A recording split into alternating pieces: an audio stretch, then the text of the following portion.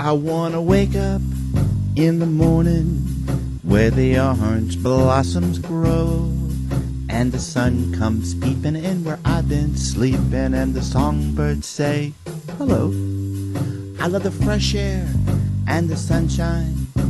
It's good for us, you know. Graduated from high school at LaGrange. Yes. And then where did you go to college? Went away to college from Florida. We moved permanently after high school down here. Went the first 2 years at the University of Florida because I came home every weekend to work for my mother's.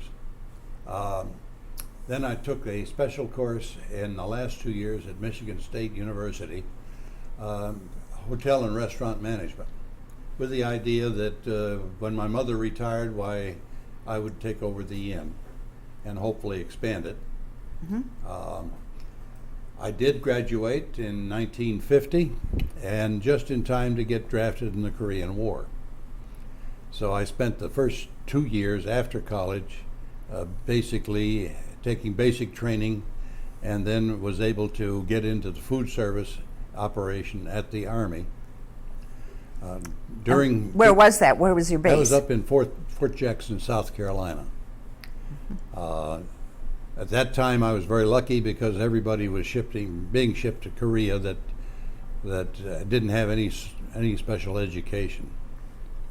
So your education was really an advantage in the Army. It was a big advantage for me, mm-hmm. for certain. Mm-hmm. All of my buddies, just about all but about 6 or 8 of us, were shipped to Korea in the training session. During the war, I met my wife in Ozona.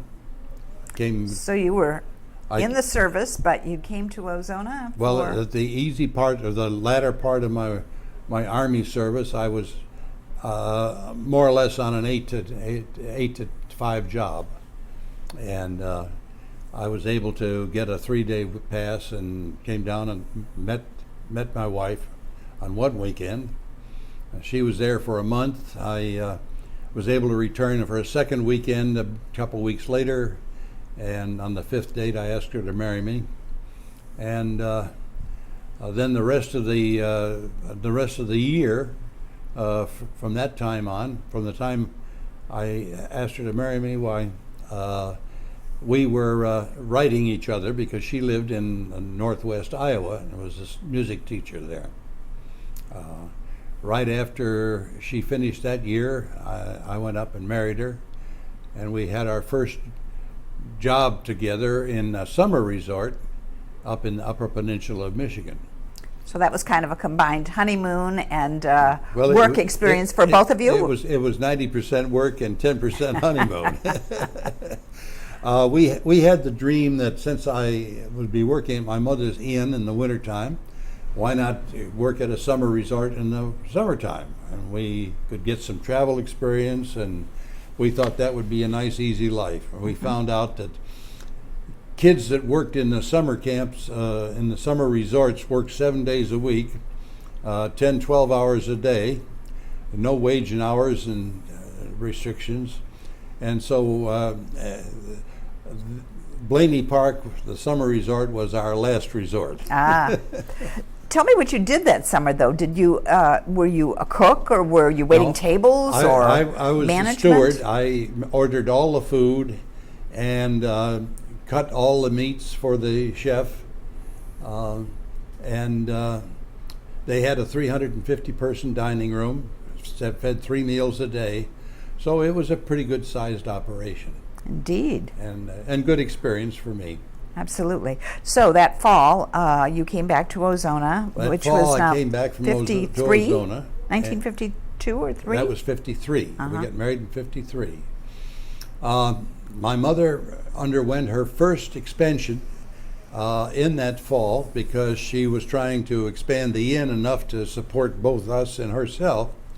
And she was successful in building 5 motel type of units in the back end of the Magnolia lot in the Orange Grove.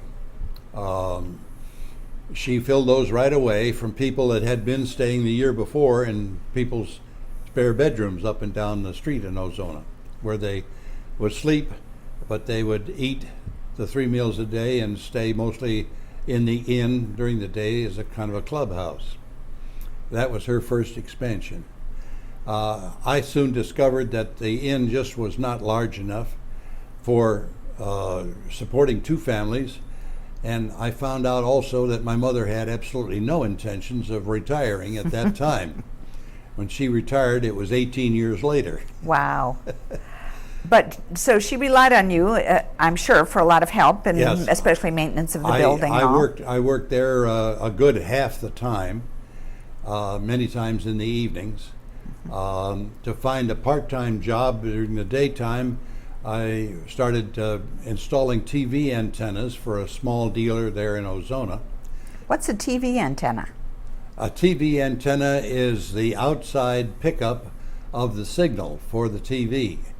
And mostly how many stations this time? It was a double V like this aluminum, and you had to get it high because the station was so weak. There was only one station in the Tampa Bay area, and it was Channel 38 in St. Petersburg. Mm-hmm. And so we put TV antennas as high as we could, usually on the roofs. Did you have a TV at the Magnolia Inn early on? No, not early on. Uh-huh. Much later.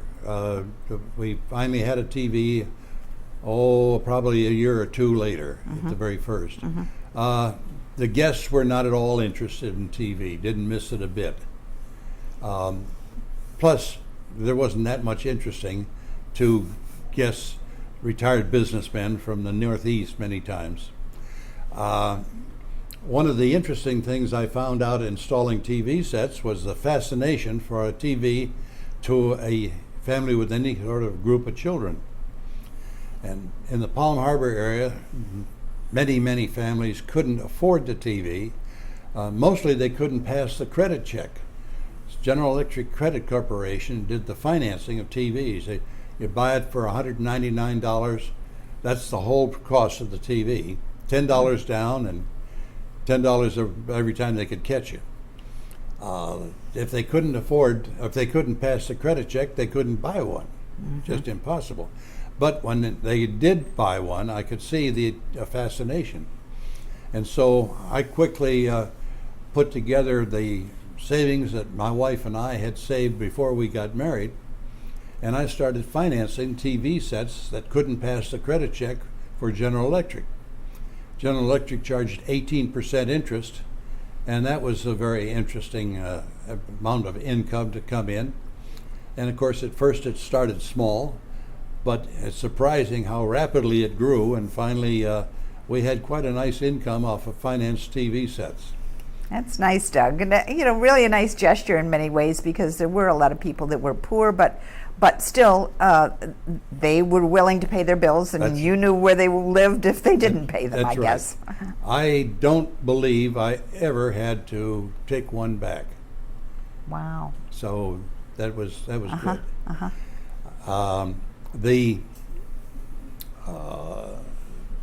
My first salaried job, after I'd done the TV about 2 years, at 75 cents an hour.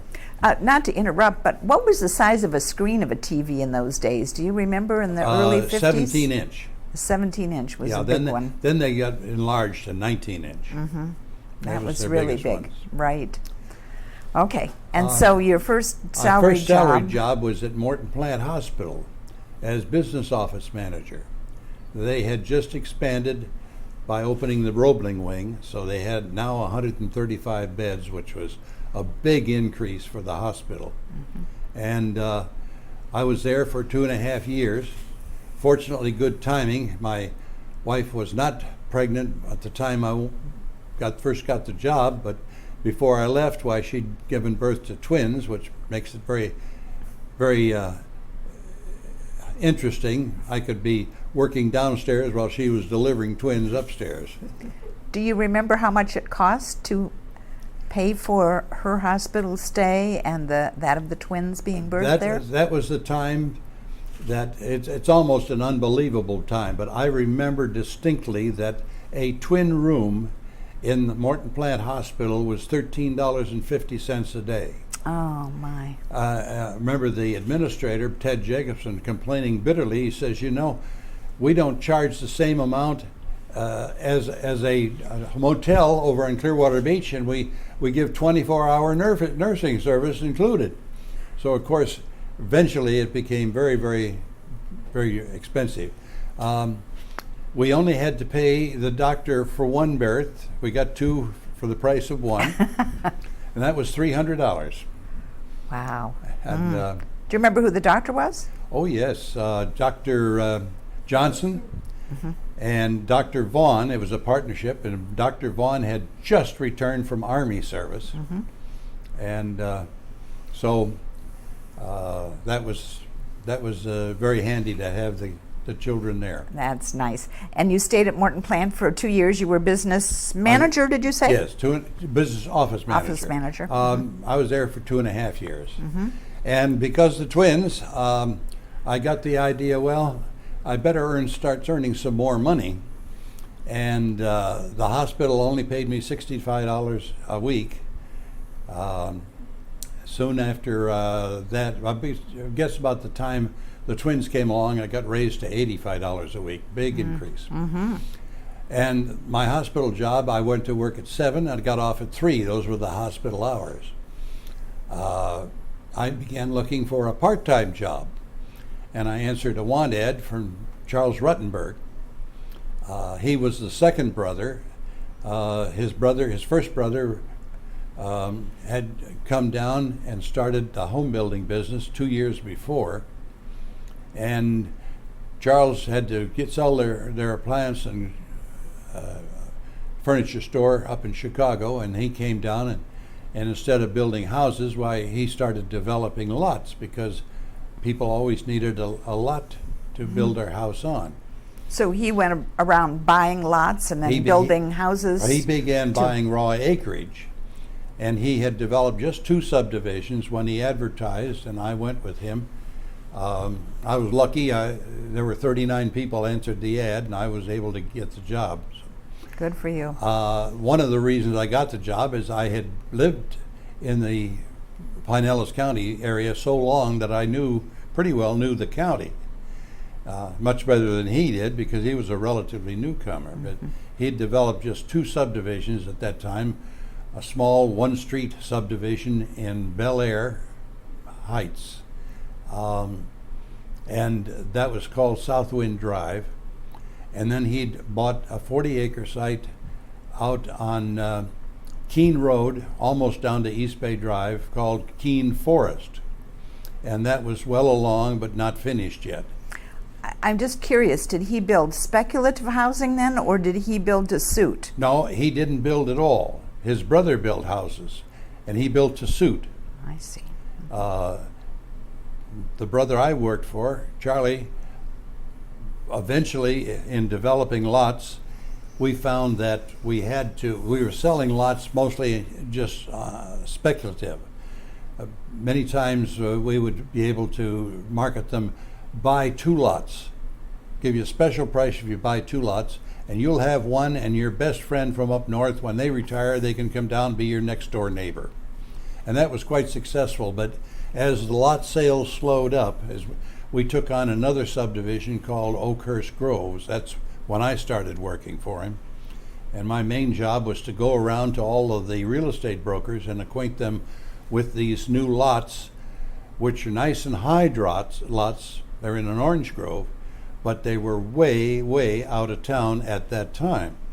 Oakhurst Grove is in the Seminole area? Our Oakhurst Groves could be recorded as in the Seminole area. The address is Largo, but it's located 1 mile south of Walsingham Road on an extension of the Indian Rocks Road. But south of Walsingham, the same road is called Oakhurst Road. Right. And some of the experienced real estate brokers in Clearwater were aghast that Charlie would try to market something so far out of town, and they never thought it would go. One of the reasons it did go was the fact it was high and dry. It was on a bluff, and the land fell off quite a bit shallower as it went towards the Indian Rocks Narrows. At that time, we were in kind of a rainy season, and everything was on a septic tank, and so you had to get a high and dry land that would percolate for a septic tank. So it was successful but slow.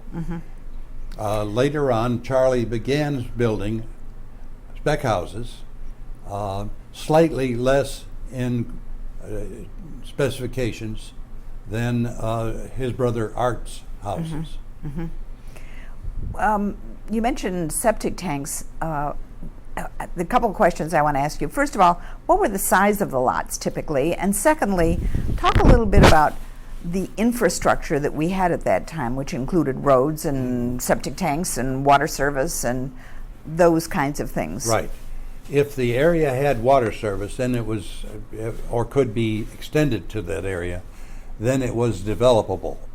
If it did not have water service, you just weren't successful in selling lots that had only a well and a septic tank. There was no sewer service that far out in many areas. That came with the density increase. There were no sidewalks, no street lights. We put in a basic drainage system underneath the roads. Then we extended the water lines and put in streets and curbs, and that was basically a subdivision development. And lots were typically Starting in that subdivision were 70 feet by 100, and they would go up to as much as 80 feet by 100. There were 70s, 75s, and 80s. And the lots themselves would cost what? $19.95 out in Oakhurst Groves if you bought two.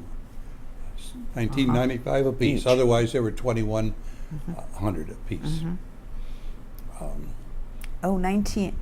Less than $2,000. You're Yes. saying? I was thinking of $19.95 as in less than $20,000. No, $1,995. Wow. And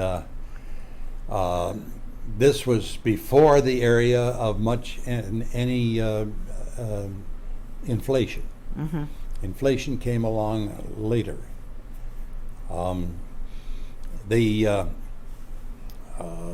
After inflation came along, years and years later, I became sales manager and then general manager and so forth. But I would have people stop me in the grocery store and say, "Do you remember us? We bought a house from you." Well, they really bought the house from a salesman, but the salesman would bring them to me and I would be the closer on it. So I see. And I was able to tell them years later, I said, "So you made a big mistake," and they looked surprised. No, we like it. I said, "You should have bought 2 or 3. They said, "You're right." Because That was their price mistake. of houses and lots just escalated rapidly after Sure. that. Doug, you had then, it seemed to me, even early on, 2 jobs. You were both looking for land for Charlie Ruttenberg, Yes. but you also were interfacing with the real estate people and even the customer Yes. to help sell and close the land, right? Right. I was. I really put together the broker program for Charlie to sell lots. Well, it became very quickly apparent as I went around. The brokers would ask me about Art Ruttenberg's houses, Ruttenberg homes. Now that was a separate division, but each brother owned half of each. In other words, Charlie ran his land development part, Art ran his house building part, but they owned half of each one.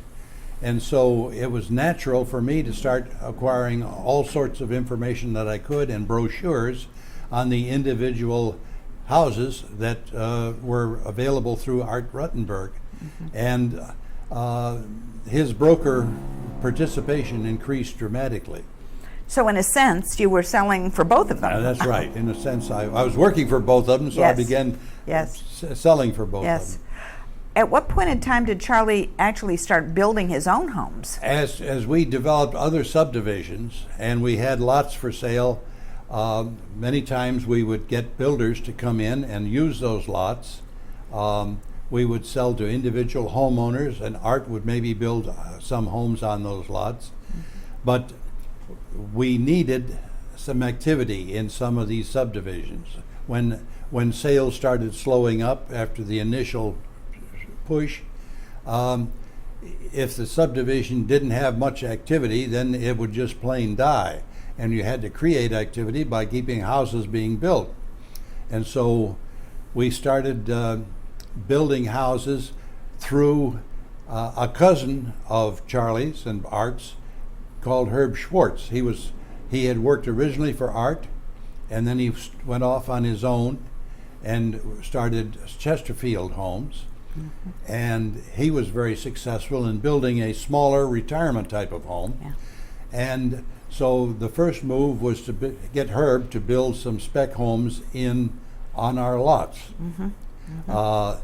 Then Herb got too busy to do that, and we began putting together our own home building operation of these simpler homes, more retirement oriented than the larger custom homes that Art was building.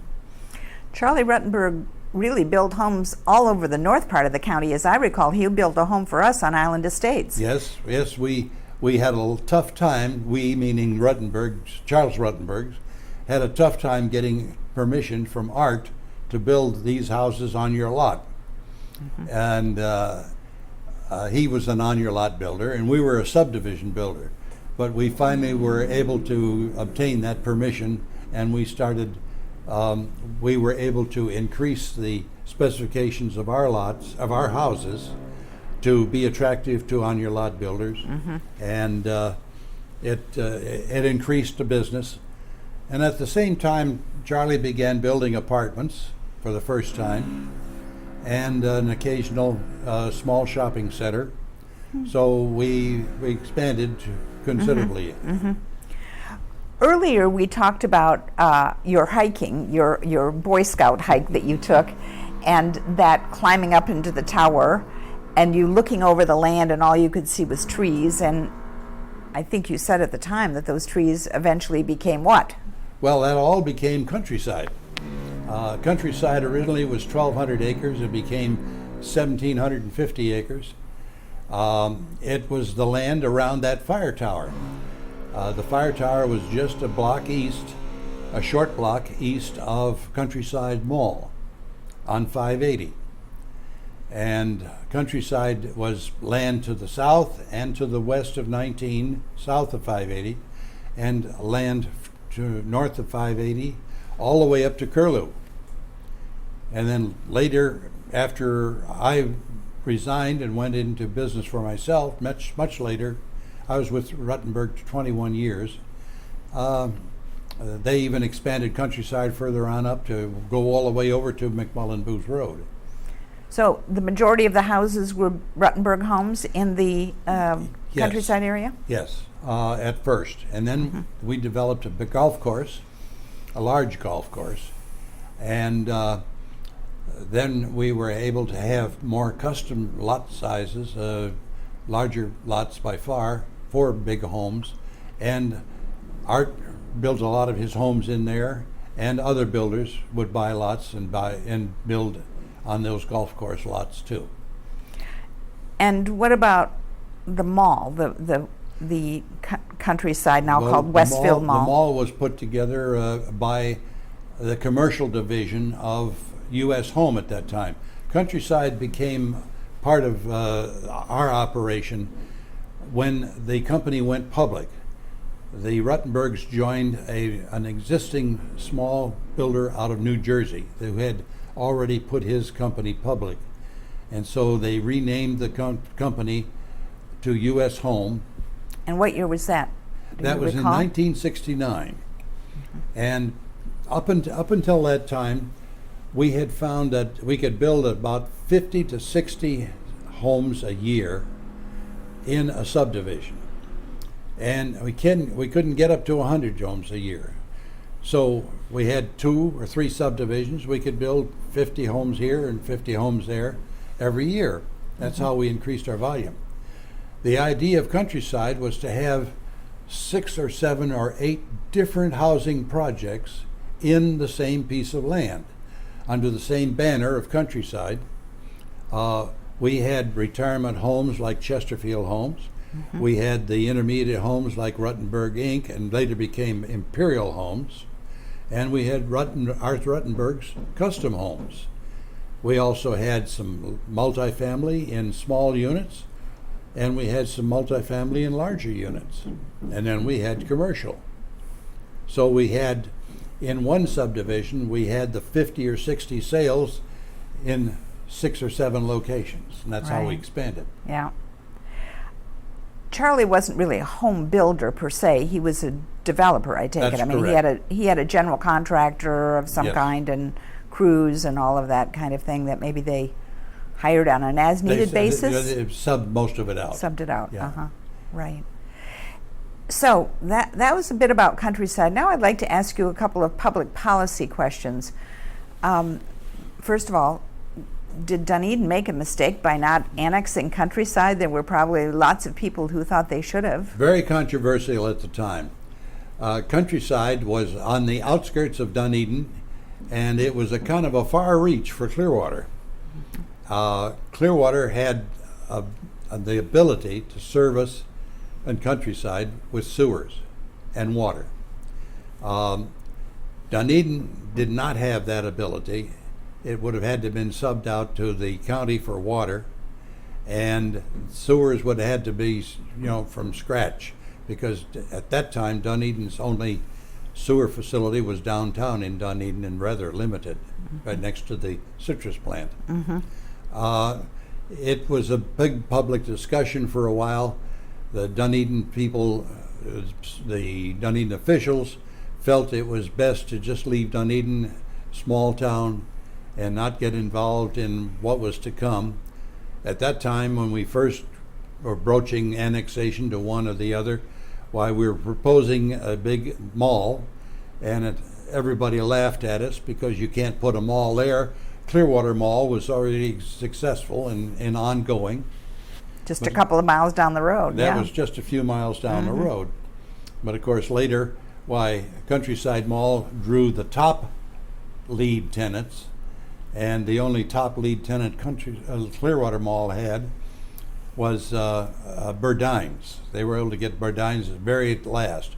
They had a lesser lead tenants. And that whole thing eventually got changed to just a big buck shopping center. Right. Clearwater prevailed mostly because of the serviceability, and the Dunedin agreed, basically, which simplified it. But it was quite controversial at the time. And I think it was right that Clearwater should take it. I don't think Dunedin would have fit that, really. And Dunedin, even then, wasn't as developed no. out to 19. No. But certainly they've stayed this side of 19 rather than going the east side of 19. They went as far out as McMullen.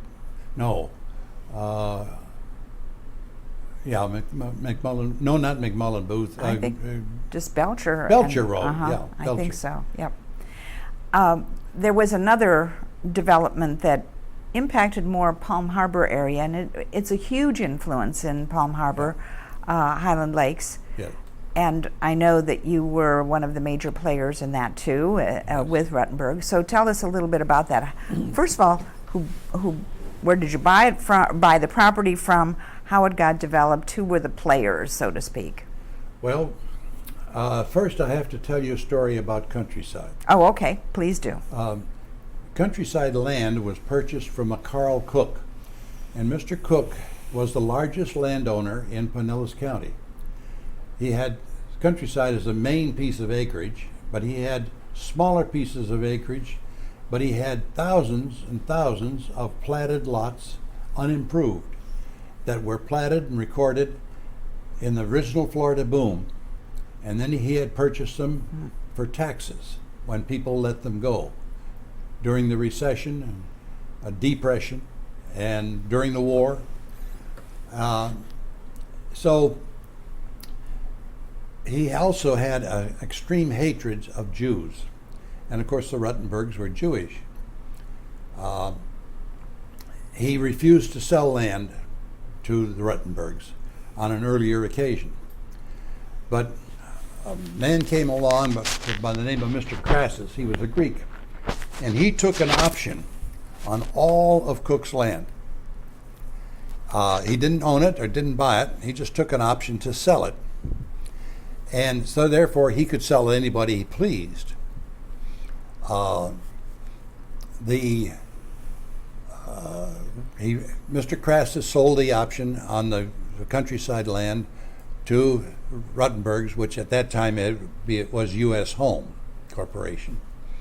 When it came time to go to the closing, Charlie didn't want to go. He thought that would just provoke things. Mr. Cook knew by that time that the Ruttenbergs had bought it. But so I was designated to go along with the controller of our company. And we went to the closing room, and Mr. Cook was there dressed in a nice suit, and he was kind of an old grouch. But he took our check. Now, we wrote a check for probably a couple $1 million, and we also signed a mortgage for about $5 million. Mr. Cook picked up the check, put it in his inside coat pocket, folded his hands, and said, "Well, the cracker was wrong." I said, I'm sorry, Mr. Cook, I didn't understand." He said, "The cracker was wrong." I said, "Well, I'm sorry, I don't know what you mean." He says, "About 25 or 30 years ago," he said, "I sat at a table just right here in the closing room." And he said, "I wrote out my check to buy that land, and I handed it to the buyer, or to the seller, and he put it in his inside coat pocket and folded his hand and said, 'Yankee, you done wasted your money.'" He said, "That land's too wet to plow, and it's too far out to ever be any good to anybody." And I said, "Well, Mr. Cook," now we had just bought the land for $5,000 an acre. I said, "Mr. Cook, how much you pay him for?" He says, $14 an acre. The cracker was wrong. Indeed. That's a great story. Great story. And I'm glad you told that one. So give me a little background on how you bought the property up at Highland Lakes then, or how that got Highland developed. Lakes was bought from a grove owner, and it was a high and dry, sandy hill. Had land that went all the way down to Lake Tarpon. Not much land, but a little bit. And we had decided that we wanted to lower the standards with the country club and a golf course and the mall at Countryside. We were able to rise the standards up and the selling prices, and so we began pricing ourselves out of the market. At this time, Greenbrier, which we had developed for Kent Corporation, we were running out of lots there for the smaller basic retirement homes, which originally went for $11,990 house and lot, and then through inflation and so forth, I went higher. So we basically wanted to repeat Greenbrier up in the Highland Lakes area, and it was a good piece of grove land. And so we were able to buy that for much less than Countryside. I think we paid about $3,000 an acre up there. And we're able to put in a very nice subdivision of a limited variety of houses. We had 2 or 3 different price ranges and 2 or 3 different kinds, and some light multifamily. Mm-hmm.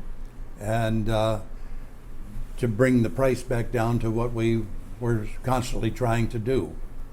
Do you recall who the owner of that grove land was? It was Mr. I'm having a senior moment. It's not Cobb. Cobb was not related to that. It was not Cobb. It was basic here in Dunedin, Skinner. Oh, one of the Skinners. Yeah. Okay. Skinner, the boy who had developed Island Estates. That was Bob. He sold us that that land. I didn't know that. Interesting part of the story. And another interesting part of that, there was a 40-acre piece in the center of Skinner's land, nice grove land, and it was owned by a very big orange outfit. Emmett Evans over in Dade City. And Evans had his own big citrus packing plant, and he had groves all over, not just in Pinellas County. And so one day I got an appointment to go over to see Mr. Evans about buying his land. And Mr. Evans was an absolute character. Very, very similar to Big Daddy in Cat on a Hot Tin Roof. He had a very simple, he had this huge packing plant, and it's, thousands of acres of groves. And he had this simple cottage, probably not bigger than, 50 by 100 at the most. And he had a man secretary and bookkeeper out in the front, and then a hall going back and his big office in the back. But on each side of the hall was a smaller office that had no doors. And on one side was his daughter, and the other side was his son. And his office had no door. So every word he said, when he did business, they absorbed. Mm-hmm. That was their training. Mm-hmm. And basically he said he would let it go for $5,000 an acre. Now, he knew we'd paid $3,000 an acre, but he probably also knew we'd paid $5,000 an acre for countryside. So he said, for the edification of his kids, when grove land sells for $5,000 an acre, it doesn't pay to raise oranges on them. He says, we'll take that money, and we'll go down south, and we'll buy land at $100 an acre that's kind of semi-swamp, and we'll spend $200 an acre reclaiming it, and we'll put in orange groves below the freeze line. Mm-hmm. So he did sell it. He did sell it to us. Uh-huh. Very readily, but we didn't get it for $3,000 an acre. Yeah, right. Sounded like he was a good businessman. And of course he knew that you needed that, or wanted a highly desirable piece of property that's in right. the middle of Highland Lakes. He was in the catbird spot. Mm-hmm. Right. Were you involved in Cobb's Landing or any of the Cobb's development at all? No, that was sold much later. It was actually sold and developed while I and another fellow were in partnership. We'd left U.S. Homes together. Mm-hmm. So tell me what you learned from Charlie Ruttenberg. What was everything? Charlie was a great education. He was not a good pay, but it was good pay for what I knew at that time, and he taught me a lot. Now, for instance, one of the things that I learned was that Charlie went to start building condos and apartments on land lease. Mm-hmm. And when it came time for my mother to retire, why, I had her build apartments in the form of fourplexes, 2 up and 2 down, nice 2-bedroom, 2-bath apartments. First one was in the front of the old inn building on the waterfront, and then another one on the other side of the waterfront, and then a couple in the back. And we land leased them. And I had learned how to build houses without any financing, customer financing. You sold them the lot, and then you executed a contract to build their house for them on their lot on a time payment basis. 10% down when the contract was signed, 20% when the house was at a certain point, 20% more when there was a certain point, and the last 10% when the house was turned over complete to them. Mm-hmm. That way, you didn't have to pay any construction loan to the bank. And we sold them for my mother. We sold them to my mother's guests, who would come year after year after year to spend 2 or 3 months at the inn. And we sold them on a cost basis, and no price for the land, no financing for the construction of it, no advertising, because the letter to the guests explaining it was my total advertising. And no profit to us because we were doing it so that my mother could get the land rent income. So Mother retired on her Social Security and land rent from each apartment at the basis of $1 a day per apartment. So we eventually built 23 apartments and demolished the old inn, which by that time was totally obsolete. And she had after a long, hard work schedule, she had a very long and comfortable retirement. That's great. All that was picked up from Charlie Ruttenberg. That's good. So you learned from Charlie Ruttenberg that took you into the next chapter of your life, I think. Yes. And that was? And after about a little after 20 years, Charlie's board of directors ousted him as president or chairman. And another group took over. The complexion of the company changed drastically, and after a few months I decided to leave, and the fellow that I had hired for an engineer, we used to sub out all our engineering, and we had hired this gentleman as our engineer, and he started an in-house engineering department. And his name was? His name was Ken King. And that's a very well-known name around here if you know engineers. That's King correct. Engineering. He was a crackerjack engineer, excellent, and a real quality guy. And he got disgusted with U.S. Home before I did, so he left in the fall of '77, and I stayed till the spring of '78, and then I resigned. And we went into business together in a partnership called Land Associates. And he had his King Engineering, which was just starting out but successful, and I started a real estate brokerage just by myself, specializing in land and zoning. One of the things that I had developed for my employment with Charlie was zoning and annexation. I did all the zoning of Countryside and several other subdivisions, zoning of Highland Lakes, also quite a bit in the land planning deal. So I had picked up a lot of education along the way, and I didn't really want to get involved in house sales, and so I specialized in vacant land and commercial land and zoning. It took a little while for both of us because we started with no money. We had our savings, and we lived on savings. So we lived okay for about a year, and we finally earned enough money to start development on our own. Most of it in North Pinellas County? Most of it in North Pinellas County.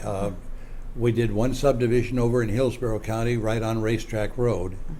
That was an existing subdivision, but it was in trouble, and we took it over and finished it out successfully. Give me an idea of some of the properties or subdivisions that you developed, or maybe some of the unique zonings that you did. Certainly Highland Lakes is a unique zoning because Yes. it has some commercial on the 19 side, multifamily use, and then of course single family. Right. One of our old friends from Palm Harbor was Reba Sutton, and Reba husband had suffered a brain aneurysm, I believe, and was not able to work anymore during his early work life. But as a Sutton, he had inherited some land as an orange grove, and he had worked hard on getting it a successful orange grove. And Reba, of a necessity, became quite a good manager of those groves. Well, she had a grove of 40 acres, and she felt it was time to sell that for development. This was several years after I went into business for myself. And so she had been an original neighbor. She was probably the first friend that my wife met when we moved down here. And she had since moved over to Palm Harbor, and so she came to me, and I said, "Well, yeah, I'll be glad to take it on." So I agreed to sell it for her at no commission. us where the property was, Doug. The property was just north of the countryside, or the Palm Harbor University High School. University High School. It's known as Sutton Place. It's, yes, that was what I named it, Sutton Place, which pleased her. I cast about to find a builder for it, and I had a client I had sold a piece of commercial land to from Texas, and so I took him to the property, and he said, he says, I can get the financing to buy it. He said, but you got to zone it, and you have got to develop it. And he says, I want you to give me developed lots. So that's what we did. We sold the property to him, and then we entered into a contract to develop the whole thing and to zone it. I got the zoning. Ken laid out the subdivision, engineered it for sewer and water, streets, and got the county approval. Ken managed the development of it. We turned over the property to him as a finished product. And then I even was able to sell his lots to a builder who took all the lots. Mm-hmm. So we made him a lot of money. Sure. And that went from agricultural to single family, Yes, was the zoning. That's correct. Uh-huh. How many acres are back there? Do you remember that? They had 40 About acres. 40? Mm-hmm. Yeah. Mm-hmm. Now, Reba also owned all the land that the Palm Harbor High School is built on. Mm-hmm. And she cried when they took that land from her, but I think they said, you either sell it to us or we're going to inverse condemnation it. Right. And it was a real good naval orange grove that she had recently put sprinkler system all the way in, and I think the selling price for the 40 acres for Sutton Place was $25,000 an acre. Mm-hmm. A couple of years later, a few years later, I believe, I'm not positive, but I believe the selling price on that grove land was $60,000 an acre, because Where the high school was built. yes, it was expensive land, but it was a producing orange grove. Right. Mm-hmm. Not much agricultural land left in Not North anymore. Pinellas County now. It went little by little by little. Right. Any other subdivisions that you can recall? The thing that set me off successfully when I went into business for myself, I went out to Mr. Cook's house in Arkansas, and I convinced him to give me an option on all the land that he had left. And I was unacquainted as to really what he did have, but his manager that he kept here in Clearwater, that ran the Glen Oaks Golf Course for Mr. Cook, which he owned. He had the burden of all of these other lots, and he had to pay the taxes on them. He had to sell them when they could. But because of Mr. Cook's status as an investor, he could not sell more than 5 sales a year, or he would lose his investor status. So in other words, when he sold a lot, he could claim capital gains on it, which was only 15%, and otherwise he'd have to pay full price on it, which was probably around 25 or 30%. In fact, it was even more than that earlier. So I was able to get an option on his lands, and then I spent days driving all over the county seeing where this land was from his manager.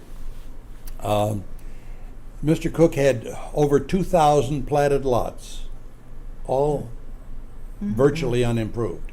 Mm-hmm. He had about 55 acres in various locations, and that comprised most of it right there. The lots being that they were platted back in the early 20s, or the original Florida boom, were platted like an ice cube tray. Very unimaginative and very small. Most of them were 45 feet wide and 100 feet deep. But on the end lots, on the end of each block of lots, they were 50 feet wide. And so you'd have maybe 24 lots in a block. And of course, a 50-foot lot anymore, you can't really get a house on them, not to meet Pinellas County standards. And so they would have to be sold in groups. Well, Mr. Cook had acquired a lot of these lots in blocks of them. Year after year after year, he would go to the courthouse sale and on the tax deeds, and he would bid them in and end up owning them after, I think, 3 years. But during the Florida boom, Ma and Pa Kettle from Indiana either heard about a lot they could buy in Florida by mail, or they were vacationing down here and they bought a lot over there in that subdivision that had just been platted. Nothing but palmetto and pine trees. So they might not have actually been walking on the lot. They never probably set foot on the property. They went back to the farm in Indiana, and they looked forward to building on their lot in their retirement. They didn't get to Florida because nothing ever happened on those lots. And so sometimes they continued to pay the taxes, and they had 4 kids. And so the lot was inherited by 4 children who had started their families. And sometimes 1 or 2 of those would drop out and the others would pay the taxes. They would go down to see Florida lot someday, somehow. And so in a block of 50 lots, there might be 1 lot owned by Ma and Pa Kettle up in Indiana. And that was the status of most of the land fronting US 19 from where the Ford agency is now up to the north end of the Dimmitt property. And I got an option on all that, with the exception of this lot, that lot, this lot, and that lot. And so part of the task was to get the price I could buy that lot for. And sometimes it was easy and sometimes it was hard. Eventually we put the outlots all together with the exception of 1. And we sold an enormous tract of it to Dimmitt for both his Chevrolet and Cadillac agency. We sold it for $2 million with the exception of 1 lot. Now that lot was owned by a guy over in Tampa, and he didn't want to sell. It wasn't on 19, it was off of 19 by, maybe 200 feet. But it was on a platted road. The road doesn't exist, but it was on a platted road. And so the first thing Dimmitt had to do was to vacate all of those roads and lots. And he was able to do that except for that 1 road. Now, the man over in Tampa that owned that lot happened to sell used cars. And so when he looked up the donorship and found out it was Dimmitt that owned it, the price went from here up to there. And I believe Mr. Dimmitt, I heard he paid $800,000 for that 150-foot lot. Oh my goodness. Wow. That's a good story. We've been talking a lot about houses and lots and property and what have you. Is there anything you'd like to talk about in kind of a remember when? I love the story that you told me off camera that I hope you'll tell about the first house you worked on for you and Mavis to live in Ozona. Will you tell me a little bit about that? That was a stroke of luck. As I say, my mother and her grandmother were Yentas, Jewish matchmakers. They weren't Jewish, but they were matchmakers. And so they put us together. And while I was still in the Army, my mother wrote me one day and said, Mrs. Maitland came over when she found out that you were engaged. Why, she offered to let you live in the Last Chance, which was the name of her little cottage, if you would fix it up. And so this was a godsend. It was right across the street from Magnolia Inn. So right there in Ozona, Right there, Pennsylvania. Yeah, right across the street. Now, the Last Chance was a cottage that was built back in the days of cracker cottages. A cracker house was built with a board and batten. They would take a log, a pine log, and cut the board out as long as they needed, and they would put it up next to another board. And the board was 1 inch thick. And between each board on the outside, they would put a 2-inch wide, what they call a batten, to cover the crack. And then they'd go inside the house, and where the crack was on the inside, they'd put another 2-inch batten.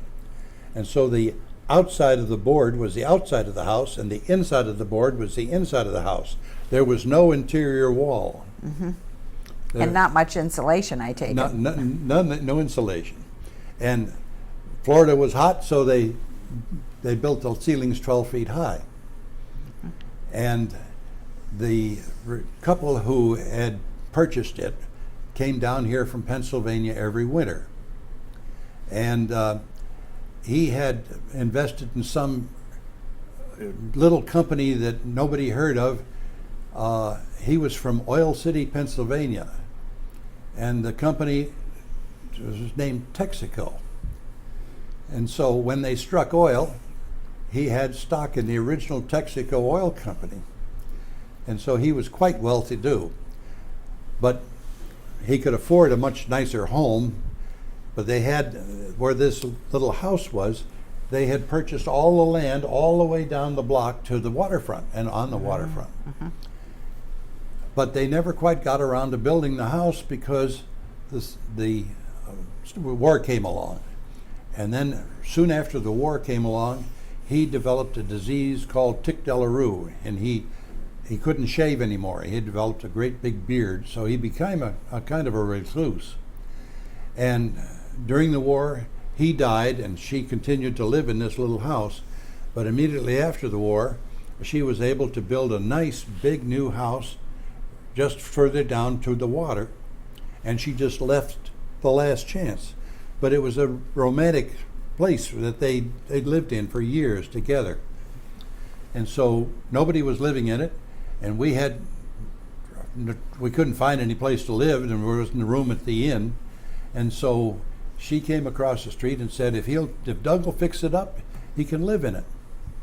And so we tackled that job. Mavis, during our engagement period, came down to visit with her parents at Christmas time.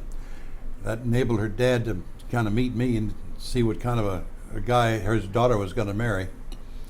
And I took them across the street to this little house, which was really a mess. I mean, each room had a single light cord coming down from the ceiling with a bulb and a pull chain.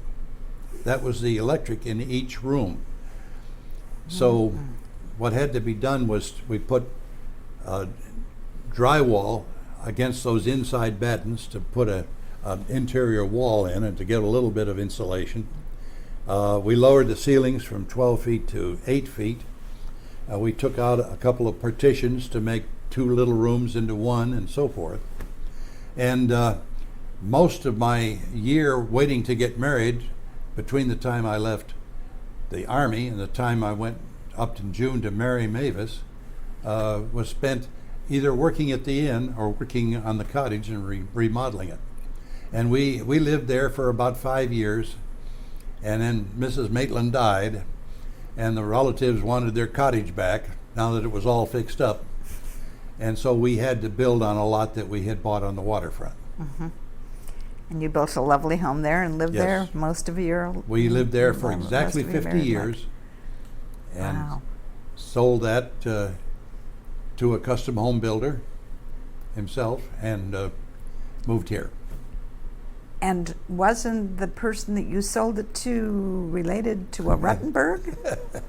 The person we sold it to was the youngest son of Charlie Ruttenberg, the guy that I had worked for over 20 years. So the circle came back. That's Well, lovely. It came back even more fortuitously than that. Mavis and I decided to put a deposit down on an apartment here at Meese Manor. And there was only one person that knew we were doing that. That was a friend of Mavis's that had recommended we come here to live because they had such nice big apartments all of a sudden. And so we put our deposit down. They said we're still building it. They were combining 3 apartments into one. We really can't give you a move-in date. But we said, well, that's all right. And so we said, we haven't sold our house. And so I went home and I thought, well, I really ought to do something about maybe putting this house of ours on the market. And so I picked up all the old files and surveys and dusted them off, and I sat down in my big chair right next to the phone, and the phone rang after I'd been working about an hour on these old files.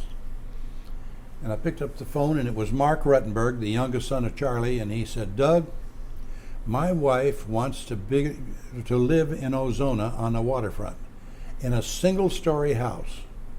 If you ever decide to sell your house, would you give us first chance? Now, believe it or not, I thought, one, either somebody's pulling my leg because nobody knew we were doing it, or otherwise, this is the greatest stroke of fortune there ever could be. And so I said, well, it just so happens I'm sitting here trying to put the files together to make a listing because we're going to move to Meese Manor. I don't know when. I said, I don't have any Dale's complete yet. I don't have an appraisal up to date. I said, you can have first choice. So a month or so later, we called him and they came on over. They liked it and they bought it. You know what, Doug? I call those a God wink. That you can't make them happen. Something happens that's just right for everyone. Well, and I hear they're very happy in your old house too. Yes, they liked it very much. I've heard that from they others. They did a lot of extensive changing and remodeling, but they made it the way they wanted to. Right. But there was an old saying that even a blind squirrel gets an acorn once in a while. Now that's about what happened there. We were lucky. Doug, you certainly have lived an interesting life, and you've told us wonderful stories about the growth of North Pinellas County. Thank you very much for your time. You're most welcome. And the sun comes peeping in where I've been sleeping, and the songbirds say hello. I love the fresh air and the sunshine. It's good for us, So I'll make my home in Florida, where the orange blossoms grow.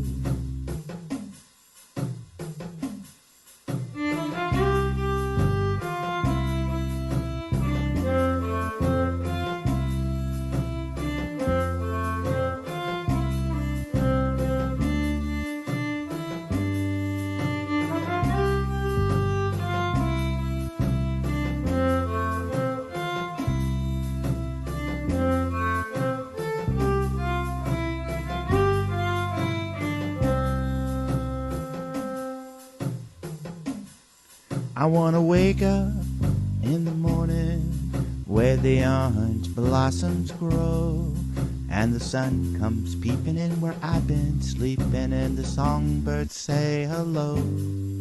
I wanna walk down a sandy beach like I did so long ago. I wanna make my home in Florida, where the orange blossoms grow.